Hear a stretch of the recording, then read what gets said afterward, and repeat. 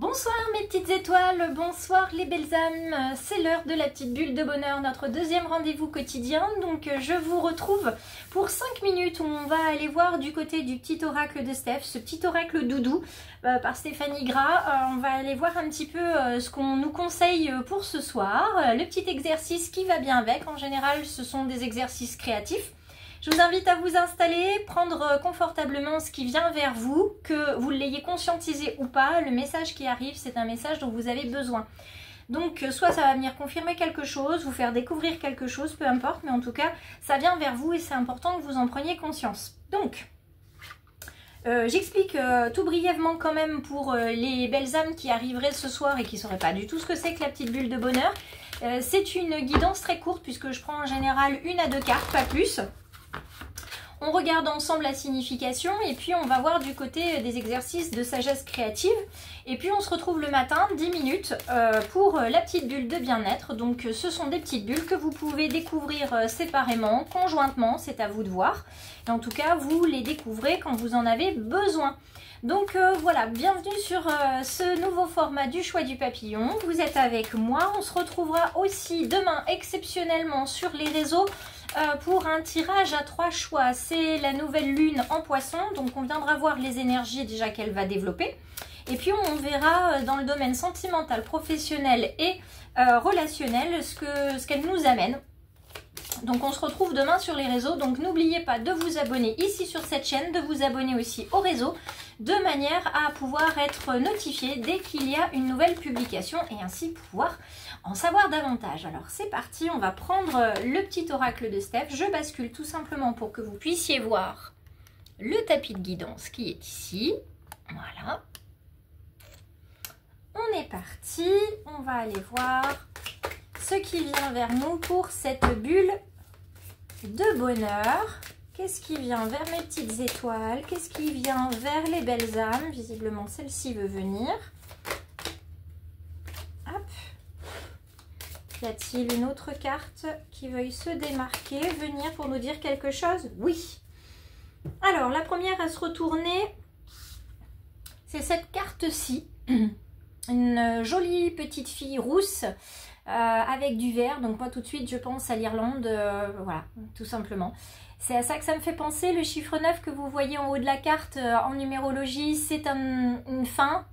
C'est aussi l'évocation d'un nouveau départ, puisqu'un cycle se termine pour qu'un cycle se renouvelle. Donc ici, on vous invite avec cette jeune fille qui a l'air très pensive à basculer du côté de l'imaginaire. Vit ce moment de liberté.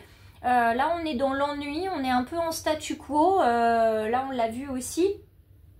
Dans cette carte-là, de l'ennui jaillit l'imaginaire. Donc, on le dit souvent aux enfants, ennuie-toi ou oh, je m'ennuie, qu'est-ce que je pourrais faire? C'est pas grave, en fait, ce temps d'ennui, c'est un temps de repos pour votre cerveau. Donc, c'est pour ça qu'on vous invite à tout simplement à mettre sur pause. Hein, et puis, on verra ce que ça donne par la suite.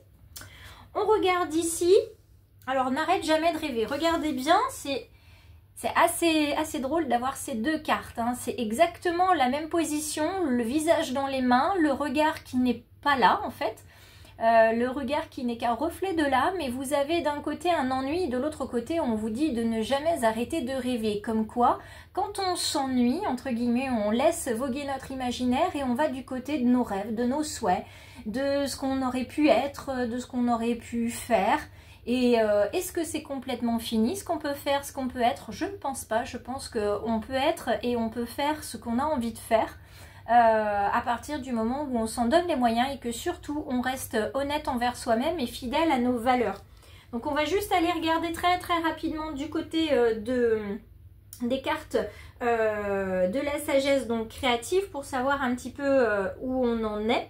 Et Stéphanie Gras, elle nous conseille pour la carte donc de l'ennui, d'aller faire place à l'introspection en prenant une feuille blanche, de relâcher le mental et d'aller sur le gribouillis complet.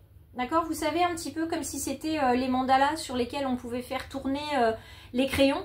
Voilà, on y va, on gribouille. Ça peut même être gribouillé juste comme ça, hein, c'est pas un souci. Le but, c'est d'avoir une forme de patience qui se met en place, une forme de sérénité, voilà. Un geste mécanique auquel on n'a pas besoin de réfléchir.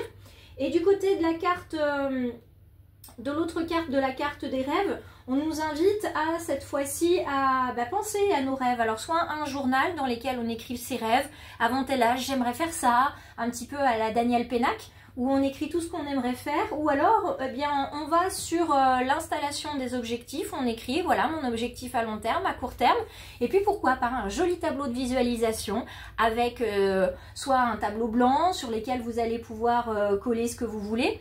Ça peut être aussi une toile de peinture où vous allez pouvoir dessiner, peindre là aussi, faire du collage. En tout cas, laissez exprimer vos rêves et voyez où sont les blocages aussi, les obstacles. Est-ce que ce sont des obstacles qui sont créés par votre ego ou est-ce que ce sont des obstacles que vous vous créez vous-même de toutes pièces?